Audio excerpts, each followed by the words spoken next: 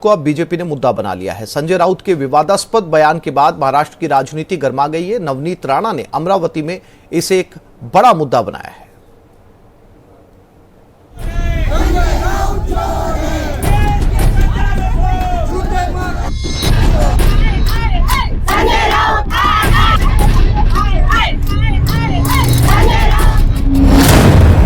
संजय राउत के बयान पर सियासी घमासान।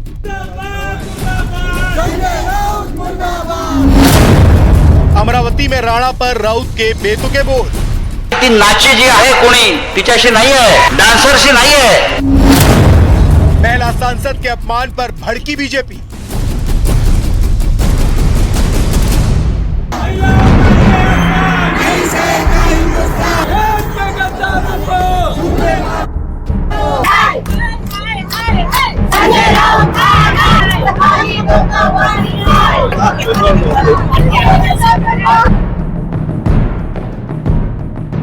महाराष्ट्र में संजय राउत के विवादास्पद बयान के बाद बड़ा बखेड़ा खड़ा हो गया है।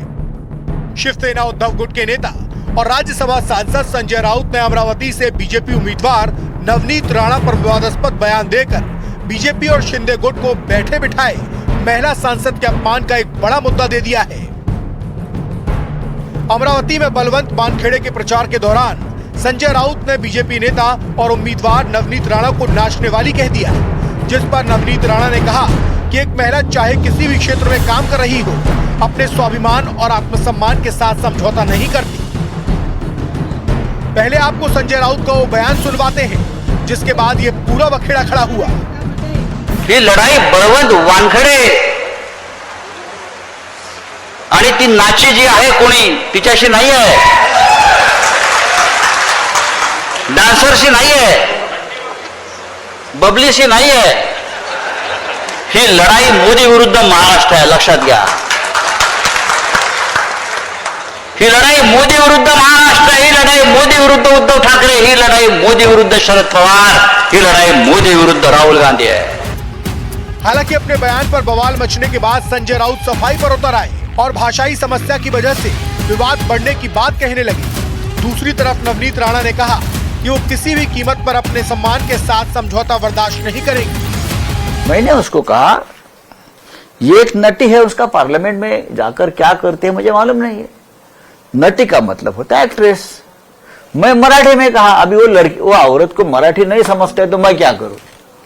वो जो लेडी है एमपी हमारी बहन है, उनको अगर मराठी सीखना चाहिए। मैंने कहा वो डांसर है, वो एक नृत्यांगना है।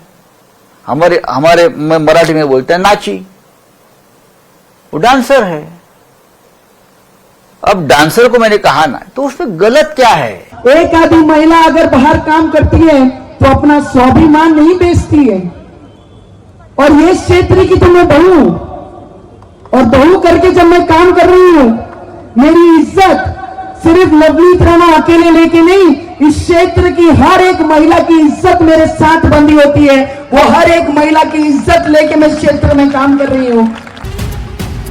संजय राउत के नवनीत राणा पर दिए विवादास्पद बयान के बाद महाराष्ट्र की राजनीति गर्मा गई है। नवनीत राणा के पति और विधायक रवि राणा ने इसे एक महिला और कलाकार का अपमान बताया है।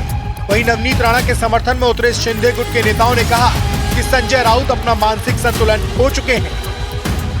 अंबा नगरीमध्ये अंबा मातेची नगरी आहे, एकविरा मातेची नगरी आहे। अशा महिलांची संस्कृती जोपासणारी अमरावती, या अमरावतीमध्ये येऊन इतक्या खालच्या स्तरावर नवनीत राणावर टीका करणं, अशा प्रकारचं मला असं वाटते महिलांचा अपमान तर त्यांनी केलंच आहे, पण देशातल्या राज्याच्या सगळ्या कलाकारांचा अपमान केला। आणि नवनीत राणा संजय राउत जी बहुत पहले अपने मानसिक संतुलन खो चुके हैं। ना इनके पास नारी सम्मान है, ना ये नारी का आदर करते हैं, और मुझे लगता है ये बहुत दुर्भाग्यपूर्ण बात है। अमरावती में संजय राउत के विवादास्पद बयान के बाद उठा सियासी तूफान फिलहाल थमता दिखाई नहीं दे रहा है।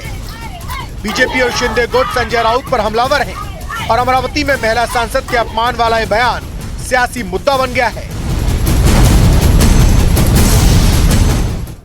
और बीकानेर से बड़ी खबर, गाड़ी पलटने से 6 लोग घायल हुए हैं। बच्छासर गांव में हादसा हुआ। मौके पर आसपास के अन्य सीटों के गठबंधन प्रत्याशी भी मंच पर होंगे। दोपहर 2 बजे अमरोहा के मिनी स्टेडियम में दोनों की संयुक्त रैली होगी। दोनों नेता गठबंधन प्रत्याशी दानिश अली के समर्थन में वोट की अपील करेंगे। अमरोहा से पहले अखिलेश यादव मेरठ के दौरे पर रहेंगे। यहां वो लोहिया नगर इलाके में दोपहर 12 बजे जनसभा को संबोधित करेंगे।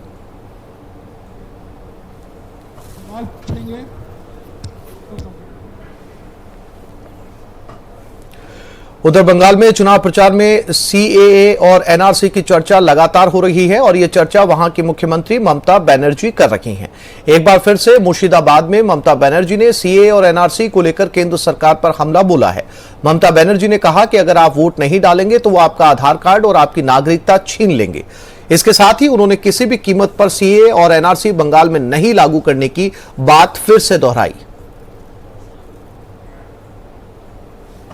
ভোট না দিয়ে এক পা নড়বেন না। যদি আপনি ভোট না দেন আগামী দিনে আধার কার্ড থেকে আপনার নামটা বাতিল করে দেবে, দিয়ে এনআরসিতে ঢুকিয়ে দেবে, ক্যাতে ঢুকিয়ে দেবে। এই সুযোগটা দেবেন না। দরকার হলে আপনাকে যারা নিয়ে যায় তাদের বলবেন দাদা মাফ করবেন, আমার অধিকার রক্ষা করবার জন্য, আমার পরিবার বাঁচাবার জন্য, আমার নিজের অধিকারের জন্য আমাকে ভোটটা দিতে হবে। এটা আমার গণতান্ত্রিক অধিকার। আমি আপনাদের কথা দিচ্ছি এনআরসি বাংলায় করতে দিইনি তো। বাংলায় এনআরসি হয়েছে, আসামে 19 লক্ষ লোককে বাদ দিয়েছিল। कर्नाटक के हुबल्ली में बेटी की बेरहमी से हत्या के मामले में अपनी ही सरकार पर कांग्रेस नेता निरंजन हिरेमथ भड़क गए। उन्होंने राज्य सरकार को उनकी बेटी को बदनाम नहीं करने की चेतावनी दी है। इसके अलावा कर्नाटक सरकार पर हमलावर लड़के को बचाने का भी आरोप लगाया और चुनाव में राज्य सरकार को भारी कीमत चुकाने की चेतावनी दी है।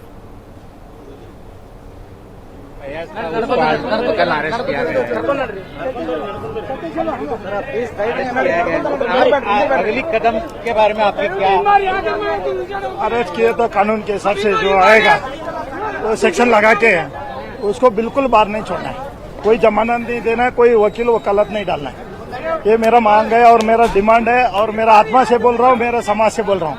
कोई भी अगर उसको जमानत के लिए कोई अर्जी नहीं डालना। वकील साहब, मैं हम्बल रिक्वेस्ट करता हूँ बार एसोसिएशन के लिए, ऐसी घटनाओं के लिए कोई आगे मत आना। अपने धारवाड़ जिला जो अपना वकील संघ का अध्यक्ष है उनको भी मैं डिमांड करता हूँ, सारे पदाधिकारी को डिमांड करता हूँ कि कोई भी इस चीज में उनको बेल एप्लीकेशन डालना नहीं है, केस लाना नहीं है। वो अंदर ही रहना है, अंदर ही उधर ही रह के उधर ही मर जाना है, ऐसा उसको छोड़ना है। उसके बाद जो सेक्शन लगी है ट्रायल कोर्ट में लगने दो, चार्जशीट होने के बाद उसको जो सेक्शन है ना वो सारे जितने भी है उसको फांसी पे चढ़ाने तक हम एक छोटे से ब्रेक के लिए रुक रहे हैं, जल्द लौटेंगे। अग्निकांड में जिंदा जले 3 मवेशी। हादसे में 1 दर्जन मवेशी झुलस गए। रामगढ़ पचवारा के अमराबाद गांव में यह अग्निकांड हुआ है। दौसा और लालसोट से पहुंची दमकलों ने ग्रामीणों के सहयोग से आग पर काबू पाया।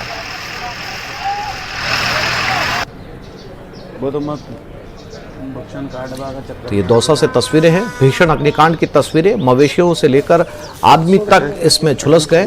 6 झोंपड़ियों में एक साथ आग फैलती चली।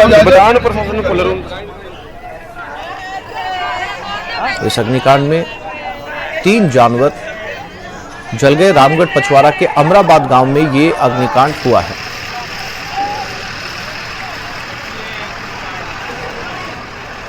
और गर्मियों के बढ़ते आग की घटनाएं सामने आने लगी हैं। आपकी टीवी स्क्रीन पर आग की 3 अलग अलग तस्वीरें। पहली तस्वीर उत्तर प्रदेश के हापुड़ से, जहां एक गारमेंट शोरूम में आग लग गई। सूचना पर दमकल की गाड़ियां मौके पर पहुंची। वहीं दूसरी तस्वीर पश्चिम बंगाल के पूर्व मेदिनीपुर से है, जहां हल्दिया के सुपरमार्केट क्षेत्र की दुकानों में आग लग गई। घटना की सूचना पर तत्काल दमकल गाड़ियां मौके पर पहुंची और आग पर काबू पाने की कोशिश की। तीसरी तस्वीर यूपी के गाजियाबाद से, जहां खोड़ा कॉलोनी में एक गोदाम में आग लग गई। सूचना पर दमकल की गाड़ियां मौके पर पहुंची और आग को बुझाने की कोशिश में दमकल कर्मी जुट गए।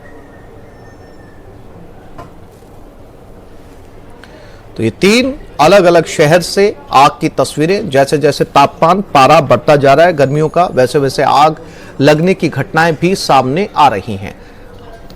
यूपी, पश्चिम बंगाल और यूपी के गाजियाबाद की ये तस्वीरें। कहीं गोदाम में, कहीं दुकानों के अंदर आग।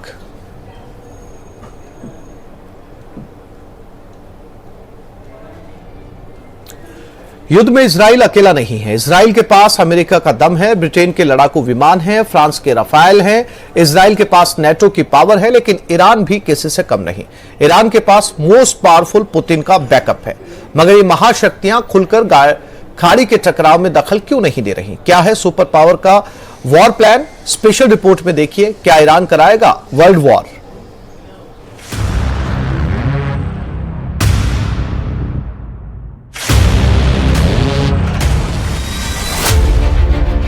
ईरान ने बदल दिया परमाणु सिद्धांत। इजरायल के एटमी अड्डे पर ड्रोन स्ट्राइक का अलर्ट। बारूदी प्रहार के बाद टकराएंगे न्यूक्लियर बम। महाशक्तियां कब तक दूर से देखेंगी तमाशा? ईरान इजरायल टकराव का लेवल हदें पार कर रहा है। मिसाइल और ड्रोन अटैक से आगे अब एटमी हथियार का शोर उठने लगा है, क्योंकि इजरायल ने ईरान के परमाणु सिटी को टारगेट बनाया है। पहले 13 अप्रैल को ईरान ने इजरायल को धुआं किया था। अब इजरायल ने ईरान में घुसकर धमाका किया है। ईरान की मिसाइल स्ट्राइक के जवाब में इजरायल ने न्यूक्लियर सिटी में तबाही का ट्रेलर दिखाया है।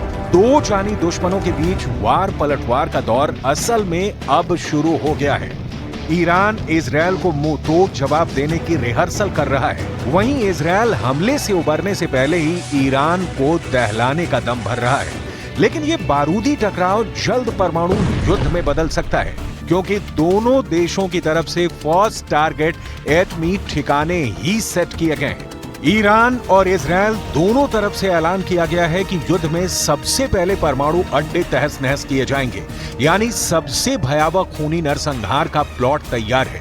एटमी हथियारों की टक्कर हुई तो हाहाकार मच सकता है, क्योंकि इजरायल और ईरान का परमाणु जखीरा पूरे एशिया महाद्वीप में एटमी सुनामी ला सकता है।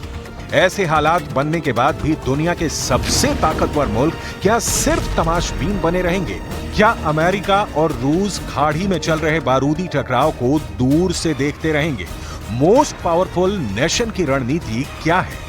पर्दे के पीछे रहकर क्या महाशक्तिशाली देश दुनिया को खतरे में झोंक रहे हैं? कौन क्या कर रहा है? सबसे पहले ये जानते हैं। इजरायल का सबसे बड़ा हमदर्द कहे जाने वाले अमेरिका का डबल स्टैंडर्ड देखिए।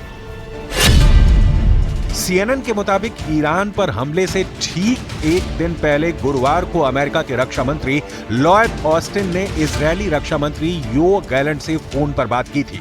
इस दौरान दोनों नेताओं ने ईरान के हमले और मिडिल ईस्ट में तनाव कम करने को लेकर चर्चा की थी। हालांकि पेंटागन के स्टेटमेंट में ईरान के खिलाफ जवाबी कार्रवाई को लेकर किसी भी चर्चा का जिक्र नहीं किया गया है। जाहिर है अमेरिका का स्टैंड क्लियर नहीं है। इजरायल के साथ होकर भी सुपर पावर ने तनाव कम करने के लिए कोई ठोस कदम नहीं उठाया है। अमेरिका और नाटो के देश ईरान पर पुराने ढर्रे वाले दांव आजमा रहे हैं, जिसका कोई असर कभी हुआ नहीं है। अमेरिकी ट्रेजरी डिपार्टमेंट की तरफ से एक बयान में कहा गया है कि अमेरिका ने ईरान के यूएवी प्रोडक्शन में लगे 16 लोगों और 2 संस्थाओं को बैन कर दिया है। इसमें ईरान के शाहिद वेरिएंट यूएवी को पावर देने के लिए इंजन बनाने वाली कंपनी शामिल है। ईरानी वाहन निर्माता बहमन ग्रुप की 3 सहायक कंपनियों को भी प्रतिबंधित किया गया है। ईरान के निर्यात को टारगेट करते हुए लाइसेंस मिलने में मुश्किलें खड़ी करने का प्लान भी अमेरिका ने बनाया है। वहीं ब्रिटेन ने रिवोल्यूशनरी गार्ड कॉर्प्स की नेवी सहित 7 लोगों और 6 संस्थाओं पर प्रतिबंध लगा दिया है। पश्चिम देश पिछले कुछ साल से ईरान पर बार बार प्रतिबंध लगाते आए हैं। ब्रिटेन ने ईरान पर 400 से ज्यादा आर्थिक प्रतिबंध लगा रखे हैं, लेकिन ईरान इन प्रतिबंधों की परवाह कभी नहीं करता, क्योंकि ईरान किसी के आगे झुकने को तैयार नहीं। तो इसके पीछे की पावर है व्लादिमीर पुतिन की दोस्ती। हालांकि इजरायल ईरान टकराव में रूस भी दूर बैठकर सही वक्त का इंतजार कर रहा है। प्रेसिडेंट व्लादिमीर पुतिन ने मंगलवार 16 अप्रैल को ईरान के राष्ट्रपति रईसी से फोन पर बात कर संयम बरतने के लिए कहा था।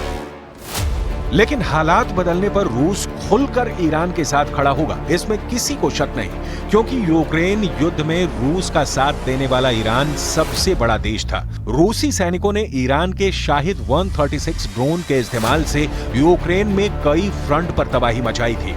रूस और ईरान लंबे वक्त से एक दूसरे के सच्चे साथी के तौर पर पहचाने जाते हैं। यूक्रेन युद्ध के दौरान पुतिन ने ईरान का दौरा भी किया था, मगर रूस सीधे तौर पर खाड़ी युद्ध में उलझने को फिलहाल तैयार नहीं, क्योंकि यूक्रेन युद्ध ही रूस को भारी पड़ रहा है। नए फ्रंट में दखल देखकर पुतिन रूस की सेना को कमजोर नहीं होने देंगे।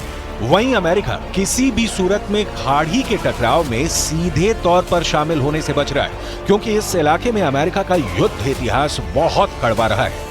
खाड़ी मुल्कों की जंग में अमेरिका को सिर्फ नुकसान ही झेलना पड़ा है। इन्हीं तमाम वजहों से महाशक्तिशाली ईरान और इजरायल के टकराव से दूरी बनाकर चल रहे हैं। लेकिन ये रणनीति पूरी दुनिया को बड़े खतरे की तरफ ले जा रही है। जिस तरह से ईरान और इजरायल आर पार के युद्ध के लिए ललकार रहे हैं, उसे नजरअंदाज नहीं किया जा सकता। अगर कहीं किसी ने गलती से भी न्यूक्लियर अड्डे को निशाना बनाया तो महातबाही की शुरुआत हो जाएगी।